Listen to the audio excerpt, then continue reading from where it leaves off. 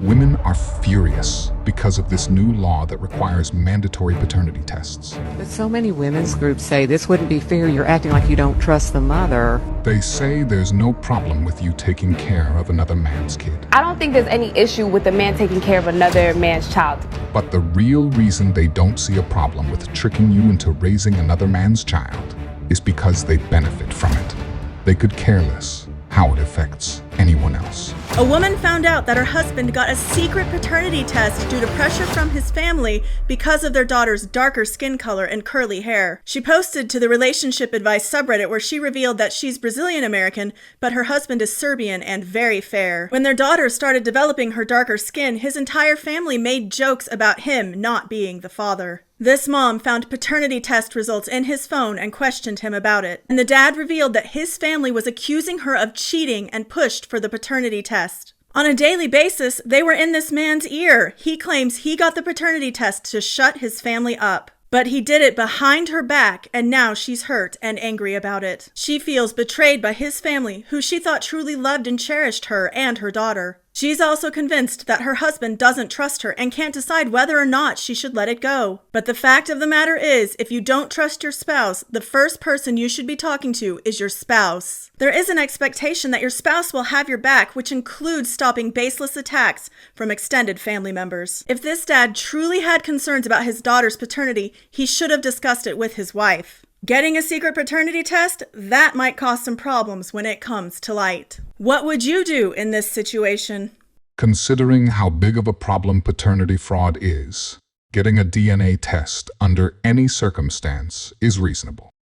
If he asked his wife if the kid was his, she would automatically say yes regardless if it was his or not, which is why he decided to get a DNA test instead.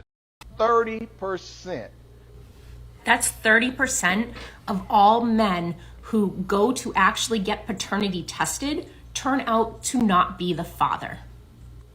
So out of every 100, 30 of those will not be the dad.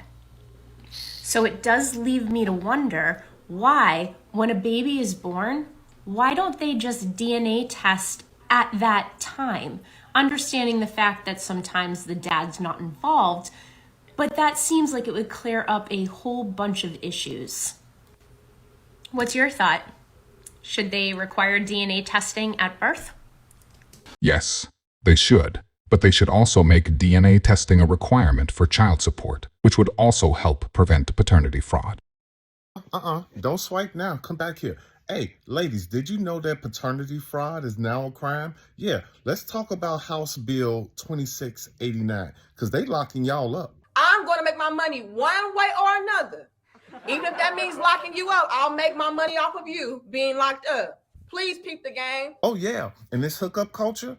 Oh, yeah, that's a wrap, because they're making it so you can no longer get child support off of one-night stands. If that man wasn't in your life, let me tell you.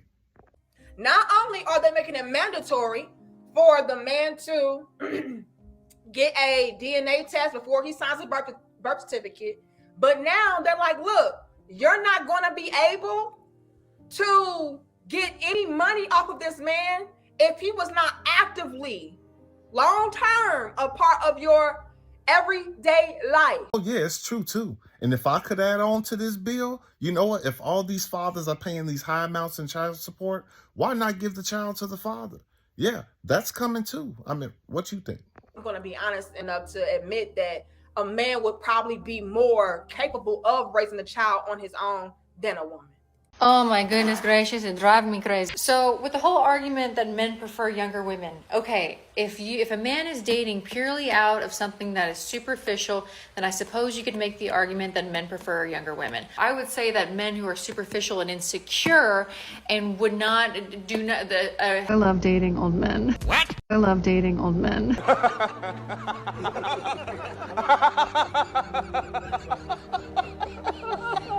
The other day, I had a couple of women who commented on my post when I said that one of the key criteria for women, if not the criteria for women, is how much a man makes. They said that's completely untrue. No woman actually cares how much he makes. Well, I give you... See, I make a six-figure income already. Oh, you make six fingers. That's awesome. Well, I guess how much money he makes really doesn't matter, because you could live quite comfortably on six figures. So I can choose to say, I won't date men that make under $150,000 because that's what I make. Well, there goes that whole argument that women don't care how much money a man makes. Why should I entertain a man who makes less than me? Why? Because this isn't the 1950s anymore. It's the 2020s. And expecting a man to be a provider, I thought that went the way of the dodo bird, much like expecting women to be barefoot and pregnant in the kitchen went out the window 50 years ago also. Or did it? So see, it works exactly as you think. Well, thank you for acknowledging that. It's good to know that I was correct when I said that women's primary thing for a man is how much money he makes and how much they can get out of him. I appreciate you verifying that and showing those other ladies who claimed that wasn't the case that maybe they need to rethink their position. Except for men are not the ones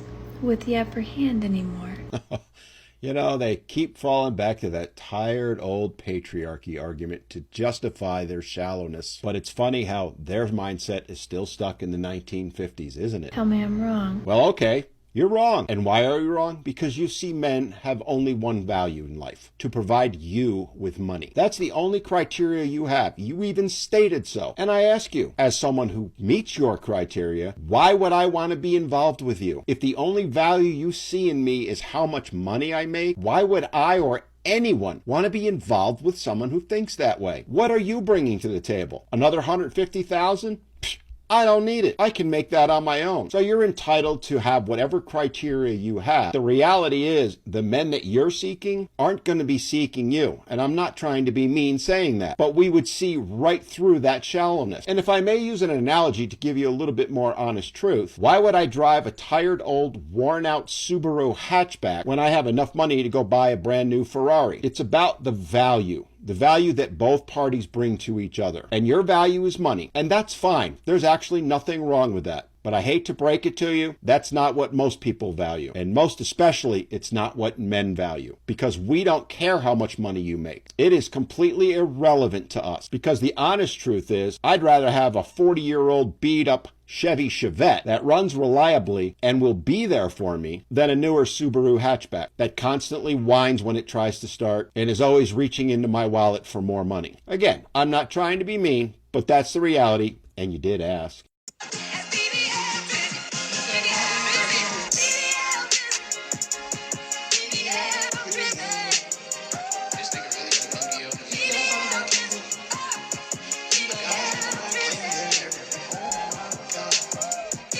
This is just further proof that when a woman is in trouble, when she's in danger, she will look for help. And I dare say that she is hoping that there is a man there to help her instead of woman. And let's acknowledge how this man in particular, he was happy to help. But then he got out of there quickly. Super respectful. Because ladies, not every man working out in the gym wants you. If you enjoyed this video, I promise you'll enjoy this next video. I will see you there.